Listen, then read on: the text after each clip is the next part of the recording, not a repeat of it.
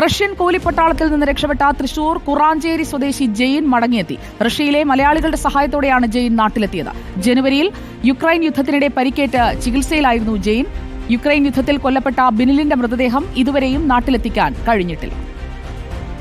ജെയിനും ബന്ധു ബിനിലും ജോലിക്കായി 1 വർഷം മുമ്പാണ് റഷ്യയിലെത്തുന്നത്. പിന്നീട് റഷ്യൻ പട്ടാളത്തിൽ ചേരുകയായിരുന്നു. കാന്റീൻ ജോലിയാണ് ആദ്യഘട്ടത്തിൽ നൽകിയത്. യുദ്ധം കനത്തതോടെ യുദ്ധമുഖത്തേക്ക് ഇരുവരെയും വിടുകയായിരുന്നു. ഇതിനിടയിൽ ഉക്രൈൻ ആക്രമണത്തിൽ ബിനിൽ കൊല്ലപ്പെടുകയും ജെയിനിന് ഗുരുതരമായി പരിക്കേൽക്കുകയും ചെയ്തു. കഴിഞ്ഞ ഏതാനും മാസങ്ങളായി ജെയിൻ ചികിത്സയിലായിരുന്നു. ചികിത്സ കഴിയുന്ന മുറയ്ക്ക് നാട്ടിലേക്ക് മടങ്ങാനുള്ള ശ്രമം ആദ്യഘട്ടത്തിൽ പരാജയപ്പെട്ടു.